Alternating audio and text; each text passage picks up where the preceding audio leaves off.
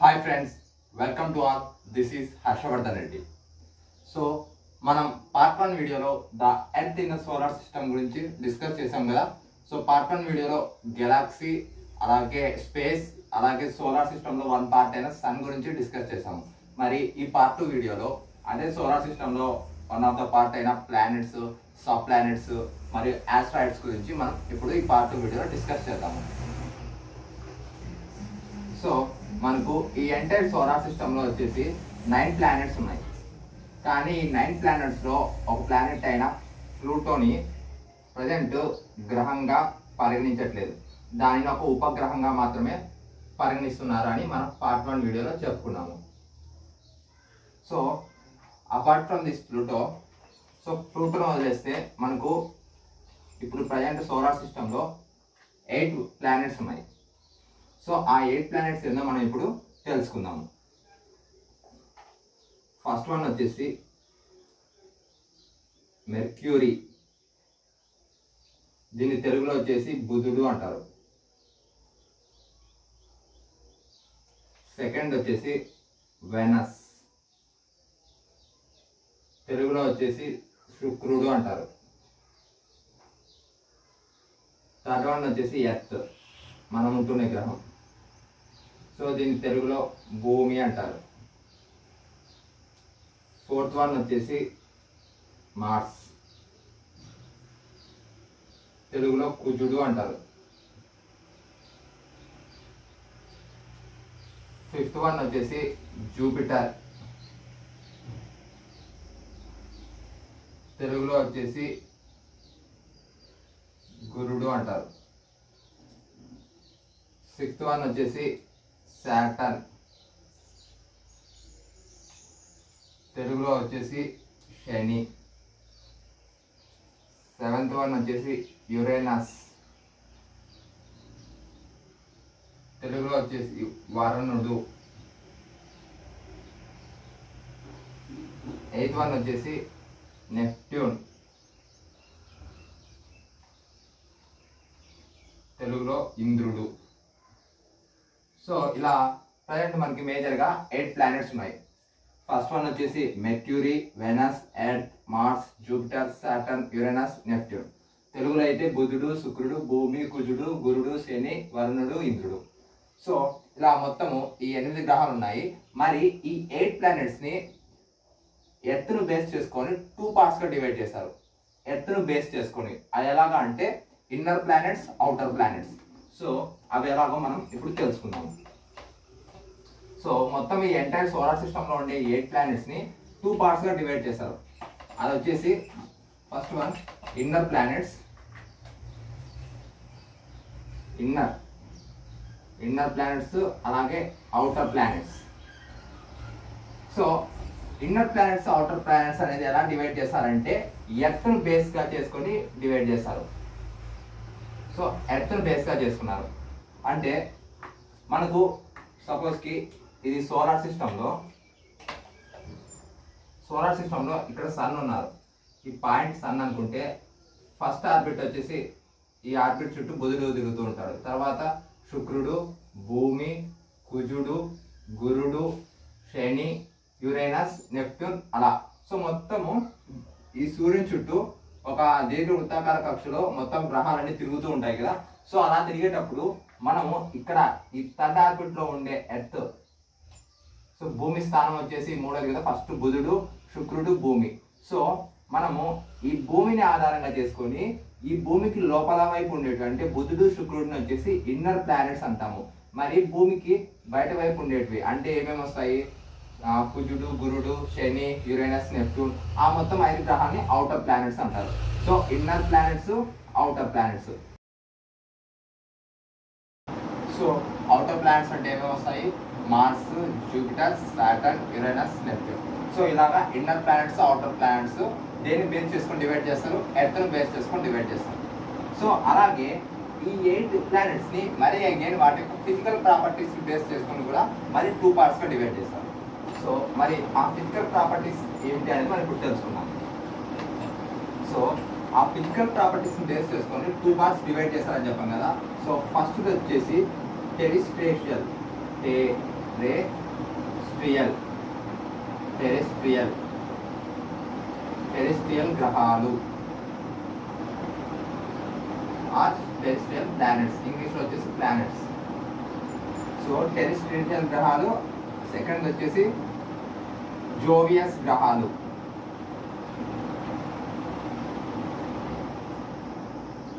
So జోవియస్ గ్రహాలు, ఇలా terrestrial గ్రహాలు అండ్ జోవియస్ గ్రహాలు, I mean terrestrial planets and jovian planets. So ఈ టెరెస్ట్రియల్ ప్లానెట్స్ అంటే ఏమిటి అని అంటే, ఇవి high temperature and high density కలిగిన ప్లానెట్స్ ను టెరెస్ట్రియల్ ప్లానెట్స్ అంటారు. అలాగే లో టెంపరేచర్ అండ్ లో డెన్సిటీ కలిగి ఉన్న గ్రహాలను జోవియస్ గ్రహాలు అని అంటారు. సో మరి హై టెంపరేచర్ లో టెంపరేచర్ ఎలా ఉంటాయి అంటే, ఫర్ సపోజ్ ఇప్పుడు సన్ కు నియరెస్ట్ గా ఉండే గ్రహాలు అంటే I mean mercury and Venus, ఇవి చాలా నియరెస్ట్ గా ఉంటాయి కదా. సో అందువల్ల వీటిపైన అనేది టెంపరేచర్, సూర్యుడి నుండి వచ్చే టెంపరేచర్ అనేది అధికంగా ఉంటుంది. సో మరి అలాగే దూరం వచ్చే కొద్ది అంటే మన ఎర్త్ తర్వాత వచ్చే మార్స్, జూపిటర్, సాటర్న్ అవన్నీ చూస్తే వాటిపైన సూర్యుని యొక్క ప్రభావం తక్కువగా ఉంటుంది. సో అందువల్ల వాటిలో టెంపరేచర్ అనేది తక్కువగా ఉంటుంది. సో ఈ విధంగా టెంపరేచర్ ఎక్కువగా ఉన్న గ్రహాలను టెరెస్ట్రియల్ గ్రహాలు అని, అలాగే టెంపరేచర్ తక్కువగా ఉన్న గ్రహాలను జోవియస్ గ్రహాలు అని అంటారు. సో అలాగే టెరెస్ట్రియల్ గ్రహాలకి హై డెన్సిటీ ఉంటుంది, ఈ జోవియస్ గ్రహాలకు లో డెన్సిటీ ఉంటుంది. డెన్సిటీ అంటే సాంద్రత అని అర్థము. సో మనం ఇక ఈ 8 ప్లానెట్స్ లో ఫస్ట్ ప్లానెట్,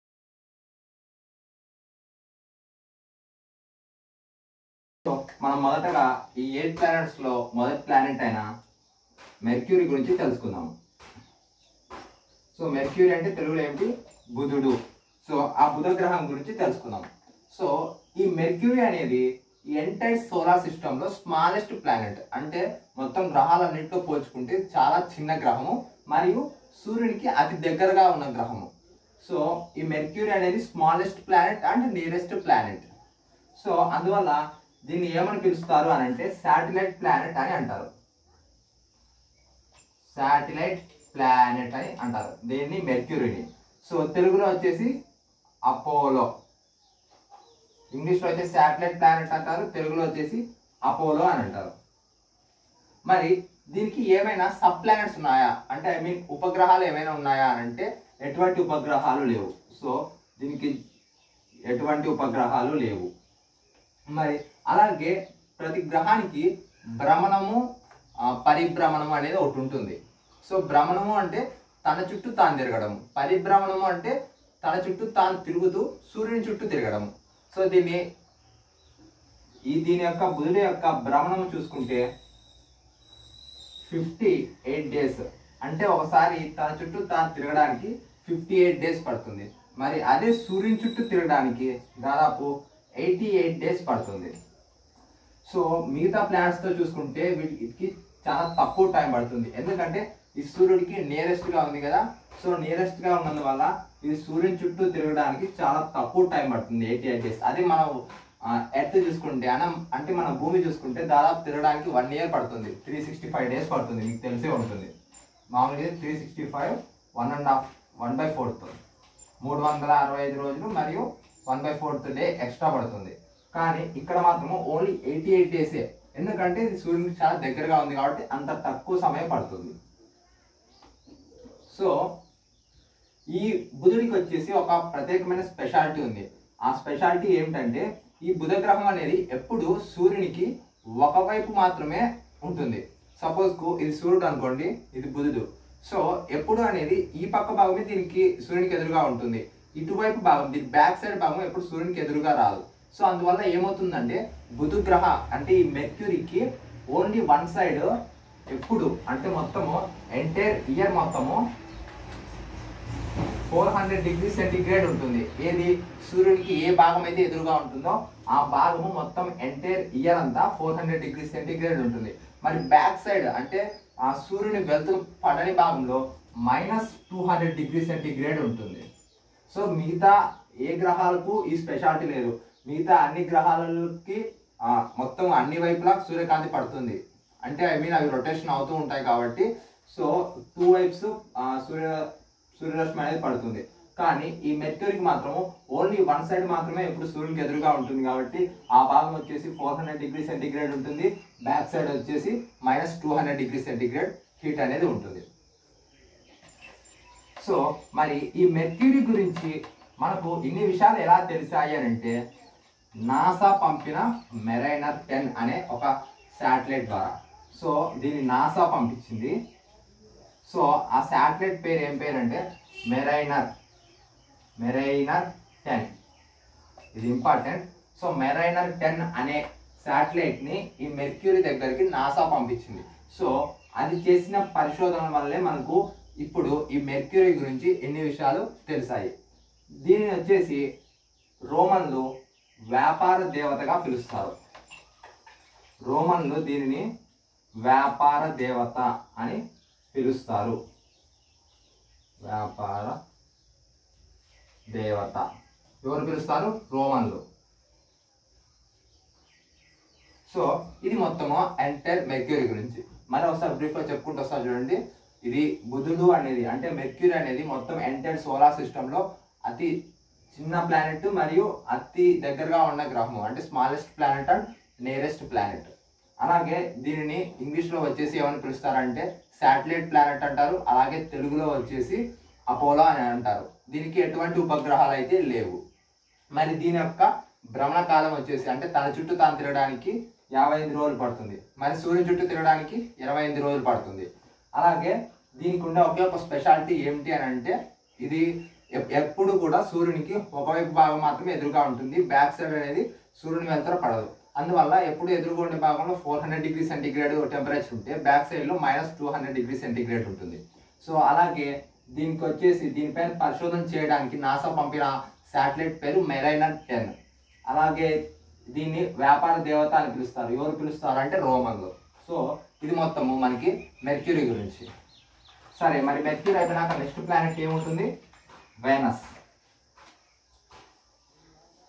సో వెనస్ గురించి తెలుసుకున్నాం. వెనస్ అంటే ఇంగ్లీష్లో వెనస్, తెలుగులో శుక్రుడు అని అంటాం. సో ఇది అనేది మనకు second nearest planet to the sun అంటే సూర్యుడి నుంచి రెండవ అతి దగ్గర గ్రహము.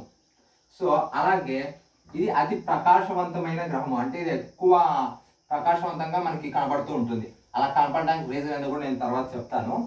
సో ఈ వెనస్ అంటే ఈ శుక్ర గ్రహం పైన దాదాపు 95% అంటే 95% కార్బన్ డైఆక్సైడ్ ఉంది. వెనస్ శుక్ర గ్రహం లోపల కాదు, శుక్ర గ్రహం యొక్క ఉపరితలం పైన 90% కార్బన్ డైఆక్సైడ్ ఉంది. సో ఈ కార్బన్ డైఆక్సైడ్ మొత్తం ఆవరించి ఉండడం వల్ల ఎప్పుడైతే సౌర వికిరణం అంటే ఏమిటి అంటే సూర్యుడి నుంచి వచ్చే కాంతిని సౌర వికిరణం అని అంటారు. సో ఆ సౌర వికిరణము ఎప్పుడైతే ఈ శుక్ర గ్రహం పైన పడుతుందో వెంటనే ఈ కార్బన్ డైఆక్సైడ్ వల్ల వెనక్కి పరావర్తనం చెందుతుంది అంటే రిఫ్లెక్ట్ అయిపోతుంది. సో అలా రిఫ్లెక్ట్ అయిపోవడం వలన ఏమవుతుంది అని అంటే సపోజ్కి ఇక్కడ సన్ ఉన్నాడు, ఇక్కడ ఇది మెర్క్యూరీ, ఇది వెనస్, ఇది ఎర్త్. సో మనం ఎర్త్ మీద ఇక్కడ ఉన్నాము. మరి ఎప్పుడైతే ఈ సన్ నుంచి ఒక సన్ రేస్ అని వచ్చి ఈ వెనస్ మీద పడ్డాయనుకో మరి వెనక్కి రిఫ్లెక్ట్ అయిపోతాయి. సో అలా రిఫ్లెక్ట్ కావడం వల్ల మనకి ఏమనిపిస్తుందంటే ఈ శుక్ర గ్రహం పైన ఉపరితల భాగము ఎక్కువ కాంతివంతంగా కనబడుతుంది అలా రిఫ్లెక్ట్ అవడం వల్ల. అందుకే నేను చెప్పాను వెనస్ గ్రహం అనేది చాలా ప్రకాశవంతంగా కనబడుతూ ఉంటుంది. దానికి కారణం ఏమంటే CO2. ఈ CO2 అనేది రిఫ్లెక్ట్ చేయడం వలన మనకు అది ఎక్కువ ప్రకాశవంతంగా కనబడుతుంది. సో అందువల్ల ఈ వెనస్ గ్రహం పైన ఎక్కువ గ్లోబల్ వార్మింగ్ అనేది ఉంటుంది. దాదాపు దీనిపై టెంపరేచర్ ఈ గ్లోబల్ వార్మింగ్ వల్ల 600 డిగ్రీ సెంటీగ్రేడ్ హీట్ ఉంటుంది. 600 డిగ్రీ సెంటీగ్రేడ్ ఎందుకంటే గ్లోబల్ వార్మింగ్ ఎక్కువగా ఉంటుంది. గ్లోబల్ వార్మింగ్కి ముఖ్య కారణం ఏమిటి? CO2 కదా.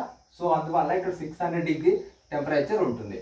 సో ఈ వెనస్కి మరొక పేరు ఏమిటి అంటే భూమి యొక్క కవల అని పిలుస్తారు. ఎందుకు పిలుస్తారు? కవల అంటే ట్విన్స్, ఇంగ్లీష్లో వచ్చేసి ట్విన్స్ అంటారు కదా. సో ఈ భూమిని ఈ వెనస్ని అంటే మన ఎర్త్ ఈ వెనస్ని రెండింటిని ట్విన్స్ అని అంటారు. ట్విన్స్ అనడానికి కారణాలు ఏమిటంటే ఈ వెనస్ యొక్క సైజు మన భూమి యొక్క సైజు ఎర్త్ యొక్క సైజు రెండు సిమిలర్గా ఉంటాయి. అలాగే ఈ వెనస్ డెన్సిటీ మన ఎర్త్ డెన్సిటీ రెండు సిమిలర్గా ఉంటాయి. సో ఇలాగా వీటి ప్రాపర్టీస్ అన్ని సిమిలర్గా ఉండడం వల్ల ఈ వెనస్ని మన ఎర్త్ని రెండింటిని ట్విన్స్ అని అంటారు. మరి ఈ వెనస్ తన చుట్టూ తాను తిరగడానికి ఎంత టైం పడుతుంది అంటే 243 డేస్ పడుతుంది. 243 డేస్ తన చుట్టూ తాను తిరగడానికి. సో మరి సూర్యుని చుట్టూ తిరగడానికి అంటే పరిభ్రమణించడానికి ఎంత టైం పడుతుంది అంటే 223 డేసే పడుతుంది. బికాస్ ఎందుకు అని అంటే సో ఇది one of the planet, only one of the planet. మామూలుగా అయితే అన్ని గ్రహాలకు వచ్చేసి తన చుట్టూ తాను తిరగడానికి తక్కువ టైం పట్టి సూర్యుని చుట్టూ తిరగడానికి ఎక్కువ టైం పడుతుంది. కానీ ఈ గ్రహం యొక్క స్పెషాలిటీ ఏమిటంటే తన చుట్టూ తాను తిరగడానికి ఎక్కువ సమయం తీసుకుంటుంది, సూర్యుని చుట్టూ తిరగడానికి చాలా తక్కువ సమయం తీసుకుంటుంది. సో దీన్ని గ్రీకులో వచ్చేసి అందమైన దేవత అని పిలుస్తారు. అందమైన దేవత. సో గ్రీకులో వచ్చేసి అందమైన దేవత అని పిలుస్తారు. సో ఇది వెనస్ గురించి బ్రీఫ్గా. సో మరోసారి చెప్తాను చూడండి. ఈ వెనస్ అనేది సూర్యునికి అతి దగ్గరలో ఉన్న రెండవ గ్రహము. సో అలాగే ఈ వెనస్ పైన ఎక్కువగా కార్బన్ డైఆక్సైడ్ 95% ఉంటుంది. సో ఆ 95% ఉండడం వల్ల ఎప్పుడైతే ఆ సౌర వికిరణము సూర్యుడి ఈ గ్రహం మీదకి వస్తుందో వెంటనే రిఫ్లెక్ట్ అయిపోతుంది. అలా రిఫ్లెక్ట్ అయిపోవడం వలన మనకు ఈ వెనస్ అనేది చాలా ప్రకాశవంతంగా కనపడుతుంది. అలాగే దీనిపై గ్లోబల్ వార్మింగ్ కూడా ఎక్కువగా ఉంటుంది. అలా ఎక్కువగా ఉండడానికి కారణం ఏమంటే CO2. అలాగే ఈ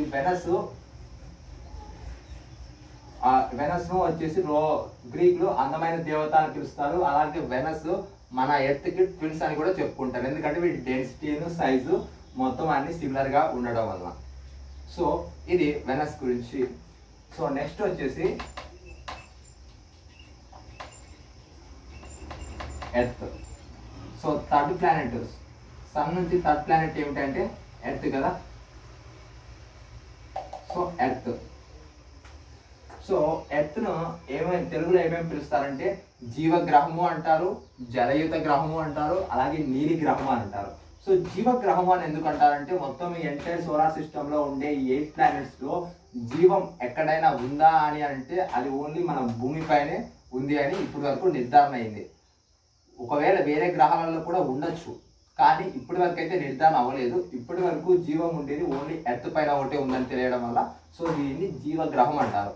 మరి అలాగే జలయుత గ్రహం అని ఎందుకు అంటారంటే మొత్తము ఈ ఎంటైర్ సోలార్ సిస్టంలో మానవుని మనుగడకు అవసరమైన నీరు ఈ ఒక్క ఎర్త్ పైన ఒకటే ఉంది. సో అందువల్ల దీన్ని జలయుత గ్రహము అంటారు.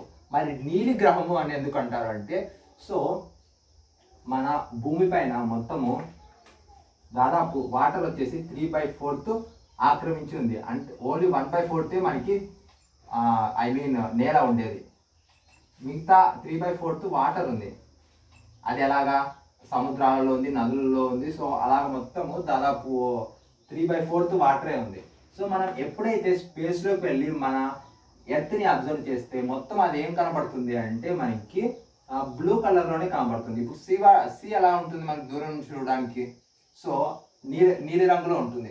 సో అందువల్ల మొత్తం 3/4 పార్ట్ వాటరే మనకి ఆక్యుపై చేయడం వల్ల మనం ఎప్పుడైతే స్పేస్లోకి వెళ్ళి మన ఎర్త్ను అబ్జర్వ్ చేస్తే అది మనకు నీలి రంగులో కనిపిస్తుంది. సో అందువల్ల ఎర్త్ని నీలి గ్రహము అని అంటారు.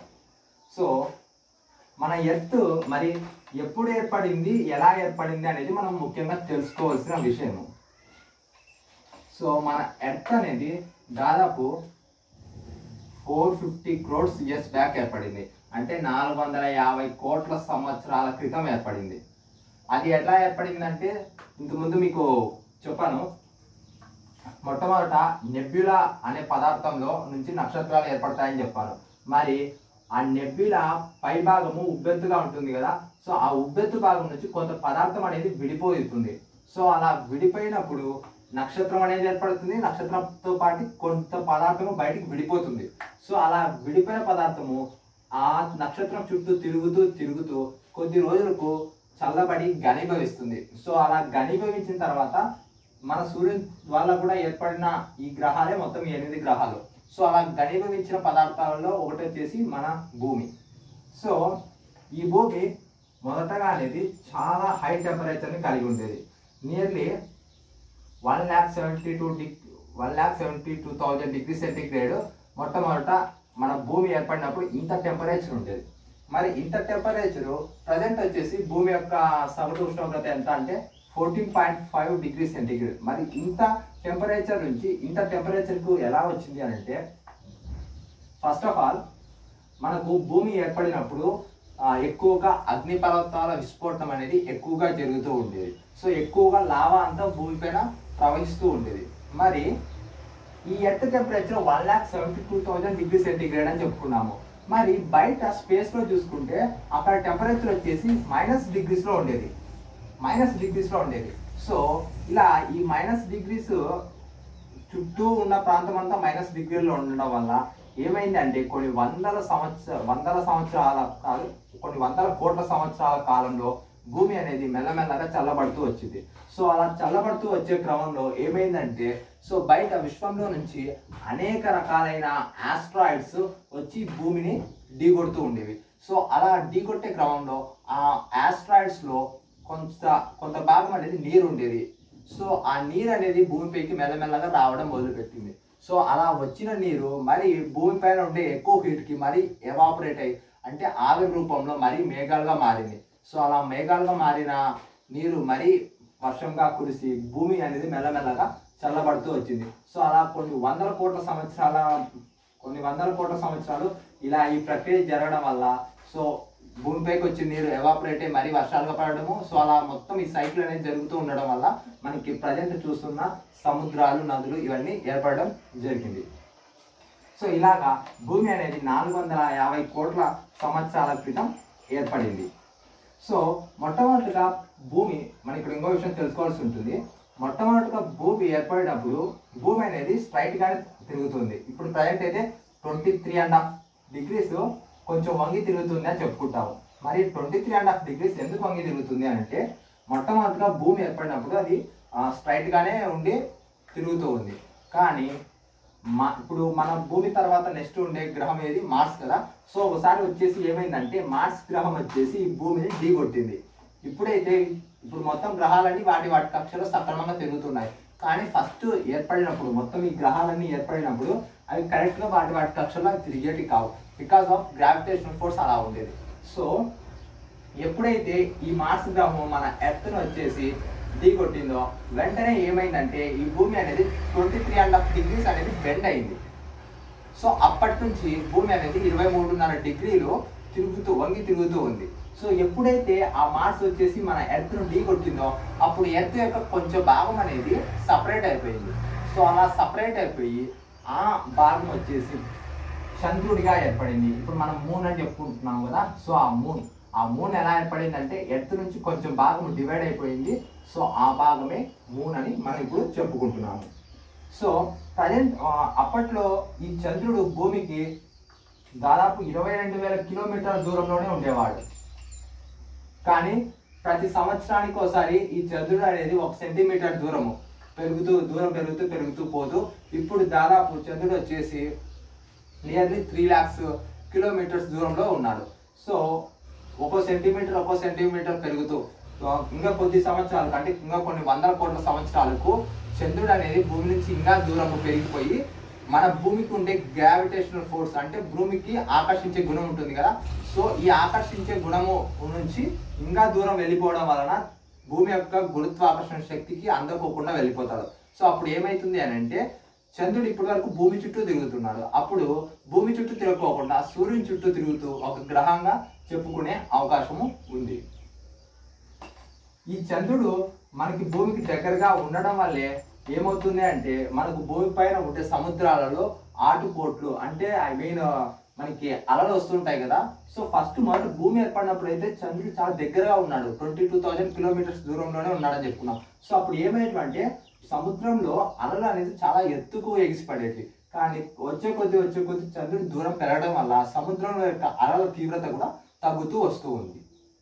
సో భూమి పైన సముద్రాలకు ముఖ్య కారణం ఏమిటంటే చంద్రుడి యొక్క గ్రావిటేషనల్ ఫోర్స్. సో అది కూడా ఇంపార్టెంటే. సో ఇలాగా ఇది భూమి. మరి భూమి యొక్క చుట్టుకొలత ఎంత? ఇప్పుడు మనకి భూమధ్య రేఖ అని వింటాం, భూమధ్య రేఖ, మకర రేఖ, కర్కట రేఖ, సో అలా మీరు విని ఉంటారు. సో భూమధ్య రేఖ వద్ద భూమి యొక్క చుట్టుకొలత ఎంత అని అంటే 40,066 కిలోమీటర్లు. మరి ధ్రువాల వద్ద, సో ఇప్పుడు భూమి ఇది అనుకుంటే భూమధ్య రేఖ ఇక్కడ ఉంటుంది, ఇక్కడ ధ్రువాలు ఉంటాయి, ఓకేనా. సో ఇక్కడ భూమధ్య రేఖ వద్ద భూమి చుట్టుకొలత 40,066 కిలోమీటర్స్ అని చెప్పుకున్నాం. మరి ధ్రువాల వద్ద ఎంత అని అంటే 39,992 కిలోమీటర్స్.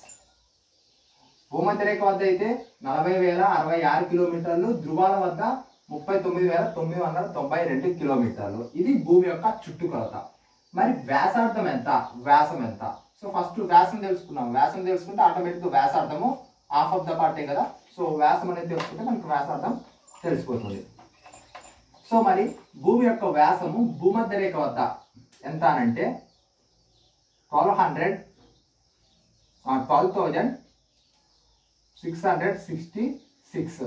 సో ఇది భూమధ్య రేఖ వద్ద భూమి యొక్క వ్యాసం. మరి వ్యాసార్థం ఎంత అంటే దీన్ని బై 2 చేస్తే వ్యాసార్థం అనేది వస్తుంది.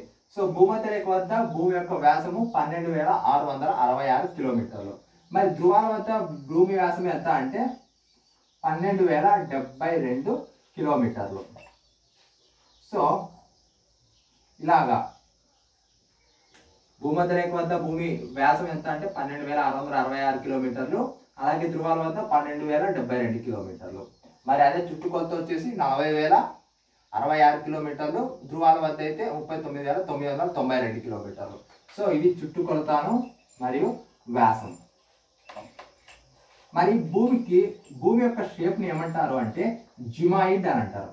జిమాయిడ్, భూమి యొక్క షేప్ ఏమిటంటే జిమాయిడ్. మరి జిమాయిడ్ ఏంటి అంటే, జిమాయిడ్ షేప్ అంటే ఈ భూమధ్య రేఖ ప్రాంతం వద్ద అంటే మధ్య భాగంలో ఉబ్బెత్తుగా ఉండి ధ్రువాల వద్ద సన్నగా ఉంటుంది, అంతే కదా.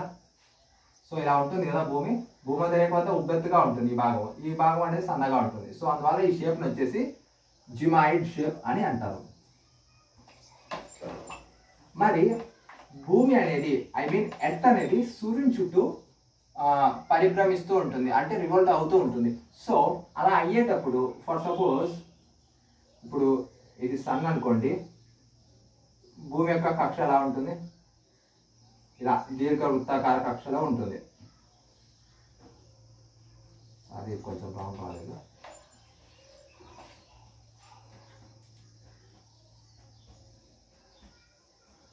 సో ఇది దీర్ఘవృత్తాకార కక్ష అనుకోండి. సో ఎప్పుడైతే భూమి ఇలా పరిభ్రమిస్తూ ఉండేటప్పుడు ఈ పాయింట్లో ఉన్నప్పుడు ఇక్కడికి ఇక్కడ డిస్టెన్స్ ఎక్కువ ఉంటుంది, అదే ఈ పాయింట్కి వస్తే ఇక్కడికి ఇక్కడ డిస్టెన్స్ తగ్గుతుంది, మరి ఈ పాయింట్కి వస్తే పెరుగుతుంది, ఇక్కడికి ఇక్కడ డిస్టెన్స్ మరి యాక్చువల్ ఇంత ఉండదు కదా. సో ఇలా ఉంటుంది అనుకోండి, ఇక్కడికి ఇక్కడ డిస్టెన్స్ మరి తగ్గుతుంది. సో ఇలాగా సూర్యుని చుట్టూ భూమి తిరిగేటప్పుడు కొన్ని ప్రదేశాలలో సూర్యునికి భూమికి మధ్య దూరం చాలా తక్కువగా ఉంటుంది, కొన్ని ప్రదేశాలలో సూర్యునికి భూమికి మధ్య దూరం ఎక్కువగా ఉంటుంది.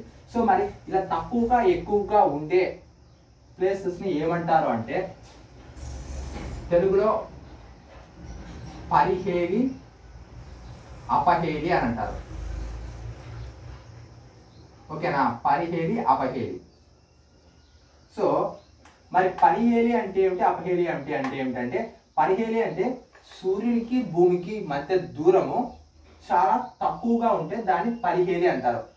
సపోజ్ ఈ ప్లేస్ అనుకోండి, ఈ ప్లేస్ సూర్యునికి భూమికి మధ్య దూరం చాలా తక్కువ ఉంది, అంటే డిస్టెన్స్ తక్కువగా ఉంది, దాన్ని పరిహేలి అని అంటారు.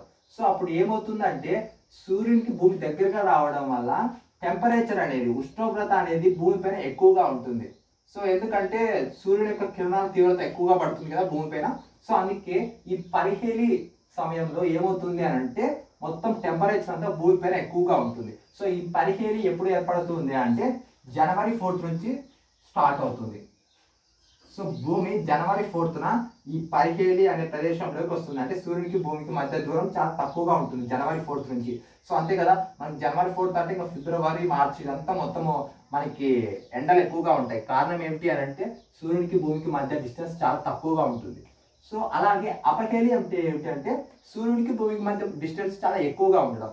సో ఇలా ఎక్కువగా ఉండడం వల్ల ఏమవుతుందంటే సూర్యుని యొక్క టెంపరేచర్ భూమిపైన ఎక్కువ ప్రభావం చూపదు. సో ఈ అపహేలి ఎప్పటి నుంచి స్టార్ట్ అవుతుందంటే జూలై 3 నుంచి. సో జూలై 3 నుంచి ఏమవుతుంది మనకి జూలై, ఆగస్ట్, సెప్టెంబర్ వచ్చే కొద్ది తీవ్రత అంటే సూర్యుని యొక్క టెంపరేచర్ తీవ్రత చాలా తగ్గుతూ వస్తుంది. ఎప్పటి వరకు దాదాపు అక్టోబర్, నవంబర్, డిసెంబర్ వచ్చేటప్పుడు మనకి వింటర్ సీజన్ అంటే చలికాలం స్టార్ట్ అవుతుంది కదా. సో చలికాలం స్టార్ట్ అవుతుంది, మరి జనవరి 4th వస్తే మరి సమ్మర్ సీజన్ అంటే వచ్చే కొద్ది మనకి టెంపరేచర్ అనేది పెరుగుతుంది. సో ఈ విధంగా పరిహేలి, అపహేలి. పరిహేలి అంటే ఏంటంటే సూర్యునికి భూమికి మధ్య డిస్టెన్స్ తక్కువగా ఉంటే పరిహేలి అంటారు. అపహేలి అంటే సూర్యునికి భూమికి మధ్య డిస్టెన్స్ ఎక్కువగా ఉంటే అపహేలి అంటారు. ఇది ఎప్పుడు ఏర్పడుతుంది? జనవరి 4th నుంచి ఏర్పడుతుంది, జూలై 3 నుంచి ఏర్పడుతుంది. సో మన భూమి వచ్చేసి ఏ షేప్ లో ఉంది? రౌండ్ షేప్, గోళాకారంలో ఉంది అంటాము. మరి గోళాకారంలో ఉంది అని ఎలా చెప్పగలుగుతున్నారు అని అంటే, ఇప్పుడు ఫర్ సపోజ్ మనకు మామూలుగా సూర్యుడు అనేది ఎక్కడ ఉదయిస్తాడు? తూర్పు వైపు ఉదయిస్తాడు. సో తూర్పు వైపు ఉదయిస్తాడు కదా. సో భూమి అనేది గోళాకారంలో ఉండడం వల్లే సూర్యుడు తూర్పు వైపు ఉదయిస్తున్నాడు. మామూలుగా పడవ వైపు అస్తమిస్తాడు, తూర్పు వైపు ఉదయిస్తాడు. కానీ ఫర్ సపోజ్ ఇప్పుడు ఇది భూమి. సో ఈ భూమి తీసుకుంటే భూమికి ఇది తూర్పు, ఇది పడమర అనుకోండి. సో ఇప్పుడు ఏమవుతుందంటే ఇక్కడ నుంచి వచ్చే సన్ రైస్ ఏమవుతుంది? ఫస్ట్ తూర్పు భాగం పైన పడతాయి, సో తర్వాత పడమర భాగం వైపు వస్తాయి. అంటే మొట్టమొదట తూర్పు భాగం మీద పడి తర్వాత పడమర వైపు, అంటే సూర్యుడు మొట్ట ఉదయించేది తూర్పు భాగంలోనే ఉదయిస్తాడు. తర్వాత మెల్లగా వచ్చే కొద్దీ ఇలా ఇలా ఇలా సూర్య కిరణాలు అనేది పడుతూ వస్తూ ఉంటాయి. సో అందువల్ల మనం ఏం చెప్పొచ్చు అంటే భూమి అనేది గోళాకారంలో ఉందని చెప్పొచ్చు. సో సెకండ్ రీజన్ ఏమిటి అంటే భూమి గోళాకారంలో ఉందని చెప్పడానికి, ఇప్పుడు మనము సపోజ్కి ఎప్పుడైనా మీరు బీచ్కి వెళ్ళి ఉంటారు. సో సముద్ర తీరం నుంచి మనం గమనిస్తే సముద్రంలో ఏదైనా దూరంగా ఒక ఓడ వస్తుంది అనుకో, మనకి ఆ ఓడ అంటే షిప్ అనేది చాలా మొత్తం పూర్తి భాగం అంతా కనపడదు, ఓన్లీ మొదట కొంత భాగం మాత్రం కనపడుతుంది. అంటే దీన్ని బట్టి ఏమిటి? భూమి అనేది గోళాకారంలో ఉంది. అలా గోళాకారంలో ఉండడం వల్ల ఏమవుతుందంటే సముద్రం యొక్క ఉపరితలము సో ఇలా కొంచెం బెండ్ అయి ఉంటుంది. సో అలా బెండ్ అయి ఉండడం వల్ల ఆ షిప్ అనేది కూడా మనకి పూర్తి భాగం అనేది మనకి కనపడదు. సో అలా షిప్ అనేది పూర్తి భాగం కనపడకపోవడం వల్ల భూమి అనేది గోళాకారంలో ఉంది అని మనం చెప్పుకోవచ్చు. సో ఇలా భూమి గోళాకారంగా ఉండడానికి ఇంకా చాలా ఉదాహరణలు ఉన్నాయి. సో వాటిలో ఒక 2 ముఖ్యమైనవి మీకు చెప్పాను. మరి భూమి యొక్క ఉపగ్రహం ఏమిటి? భూమికి ఎన్ని ఉపగ్రహాలు ఉన్నాయి అని అంటే ఓన్లీ ఒకటే ఉంది, అది వచ్చేసి చంద్రుడు, ఇంగ్లీష్లో మూన్. సో ఈ చంద్రుడి యొక్క పరిమాణం అనేది భూమి యొక్క పరిమాణంలో 1/4 వంతు ఉంటుంది. భూమి యొక్క పరిమాణంలో చంద్రుడి యొక్క పరిమాణం 1/4 వంతు ఉంటుంది. అలాగే గురుత్వాకర్షణ శక్తి అంటే గ్రావిటేషన్ ఫోర్స్ 1/6 ఉంటుంది. సపోజ్కి ఇక్కడ ఒక 60 kgs ఉండి సపోజ్కు నేను ఒక 70 kgs ఉన్నాను. సో నా బరువు చంద్రుడి మీదకి వెళ్తే ఎంత అవుతుంది? 1/6 అవుతుంది, అంతే కదా. సో 1/6 అంటే ఎంత? Nearly 12 kgs. సో ఇక్కడ ఎంత బరువు అయితే ఉంటుందో అది సూర్యుడి మీదకి వెళ్తే 1/6 తగ్గిపోతుంది. ఎందుకంటే అక్కడ గ్రావిటేషన్ ఫోర్స్ 1/6 తక్కువగా ఉంటుంది భూమి కన్నా. సో అందుకని అక్కడ పోతే ఏమైతా అంటే గాలిలో తేలుతాను, భూమి పైన అక్కడ అడుగు పెట్టలేను, ఎందుకంటే వాటికి అంత గురుత్వాకర్షణ శక్తి చంద్రుడి పైన లేదు. సో అలాగే పరిమాణంలో 1/4, గ్రావిటేషన్ ఫోర్స్ 1/6. అలాగే వెయిట్ చూసుకుంటే ఎంత అంటే 1/21 పార్ట్. సో వెయిట్లో వచ్చేసి 1/21 పార్ట్ చంద్రుడు అనేది ఉంటాడు. మరి చంద్రుడు తన చుట్టూ తాను తిరగడానికి ఎంత టైం పడుతుంది అని అంటే 27 days పడుతుంది. అలాగే మన భూమి చుట్టూ తిరగడానికి కూడా 27 days పడుతుంది. సో ఈ 27 days అనేది ఏమిటంటే మనం తెలుగులో వచ్చేసి చాంద్రమాన నక్షత్ర మాసము, చాంద్ర నక్షత్ర మాసం అని 2 రకాలు పిలుచుకుంటారు. సో చాంద్రమాన నక్షత్ర మాసం ప్రకారము ఈ చంద్రుడు భూమి చుట్టూ తిరగడానికి 27 రోజులు పడుతుంది. కానీ మన చాంద్రమాన ప్రకారము ఏమవుతుంది అంటే ఈ చంద్రుడు భూమి చుట్టూ తిరగడానికి 29.5 రోజులు పడుతుంది. ఓకేనా? సో ఇవి 2 డిఫరెన్స్. సో అందుకే మనకు ఒక నెలలో వచ్చేసి మామూలుగా పౌర్ణమి, అమావాస్య అనేది ఏర్పడతాయి. సో సో పౌర్ణమి రావడానికి 15 డేస్ పడుతుంది, అమావాస్య రావడానికి 15 డేస్ పడుతుంది. సో చంద్రుడు ఒకసారి పౌర్ణమి అప్పుడు మనకి ఏం కనిపిస్తాడు, చంద్రుడు పూర్తిగా మనకి ప్రకాశవంతం కనిపిస్తాడు. మరి అమావాస్య వచ్చే కొద్దీ చంద్రుడు పూర్తి క్రమక్రమంగా తగ్గుకుంటూ వస్తాడు, మరి పౌర్ణమికి మరీ పెరుగుకుంటూ వస్తాడు. సో ఇలా కారణం ఏమిటి అని అంటే చంద్రుడు ఒకసారి భూమి చుట్టూ తిరిగి రావడానికి దాదాపు సమయం వచ్చేసి 29.5 డే పడుతుంది, అంటే దాదాపు నియర్లీ 30 డేస్ పడుతుంది. సో అందుకే మనం 15 డేస్ పౌర్ణమి ఉంటుంది, 15 డేస్ అమావాస్య ఉంటుంది. సో మనకి ఇక్కడ పౌర్ణమి ఉందంటే మిగతా దేశాలకు, ఇప్పుడు సపోజ్కి మన ఇండియాలో పౌర్ణమి ఉన్నంత మాత్రాన అమెరికాకు పౌర్ణమి ఉంటుంది కదా, సో అక్కడ అమావాస్య వస్తుంది. సో ఇలాగా ఎప్పుడు భూమికి వచ్చేసి చంద్రుడు ఒక భాగం మాత్రమే కనపడుతూ ఉంటారు, మిగతా భాగం కనపడదు. సో అలాగే చంద్రుడికి భూమికి మధ్య దూరం వచ్చేసి నియర్లీ 3,84,000 ఇంత డిస్టెన్స్ ఉంటుంది. 3,24,000 కిలోమీటర్లు భూమికి చంద్రుడికి మధ్య దూరము. మరి భూమికి చంద్రుడికి మధ్య దూరము ఒకసారి తగ్గుతూ ఉంటుంది, పెరుగుతూ ఉంటుంది. మరి ఇలా తగ్గినప్పుడు ఎంత డిస్టెన్స్కి వస్తుందా అంటే ఈ చంద్రుడు 3,66,000 కిలోమీటర్ల దూరానికి వస్తారు.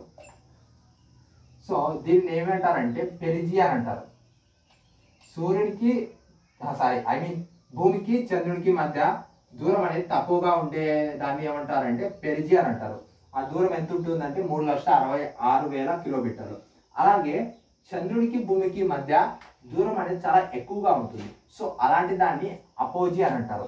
సో అపోజీ వేళలో ఎంత ఉంటుంది డిస్టెన్స్ అంటే 4,08,000 కిలోమీటర్స్ డిస్టెన్స్ ఉంటుంది.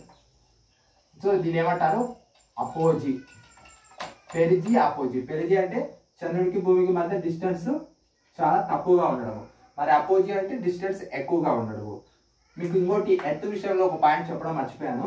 సో సూర్యునికి భూమికి మధ్య డిస్టెన్స్ తక్కువగా ఉంటే ఏమని చెప్పుకున్నాము, పరిహేలి అన్నాము, ఎక్కువగా ఉంటే అపహేలి అన్నాము. మరి పరిహేలి సమయంలో సూర్యునికి భూమికి మధ్య డిస్టెన్స్ ఎంత ఉంటుంది అంటే 14.7 crores, అంటే 14,70,00,000 కిలోమీటర్లు ఉంటుంది.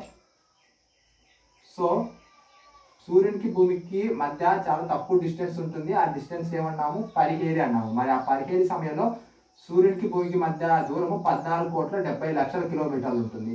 మరి సూర్యునికి భూమికి మధ్య దూరం ఎక్కువగా ఉంటుంది, దాన్ని అపహేలి అన్నాము. మరి ఆ అపహేలి కాలంలో ఎంత డిస్టెన్స్ ఉంటుంది అని అంటే 15,20,00,000 కిలోమీటర్లు దూరం ఉంటుంది. సో ఇది సూర్యునికి భూమికి విషయము, ఇది చంద్రునికి భూమికి విషయము. సో ఇవి ఇంపార్టెంట్గా మొత్తం గుర్తుపెట్టుకోవాల్సినవి. సో ఇక వచ్చేసి ఇక చంద్రుడి గురించి మనం డిస్కస్ చేయాలంటే చంద్రుడిపైకి మొట్టమొదట వెళ్ళిన వారు ఎవరంటే 1969 జూలై 1న ఆర్మ్స్ట్రాంగ్ అనే వ్యక్తి వెళ్ళాడు.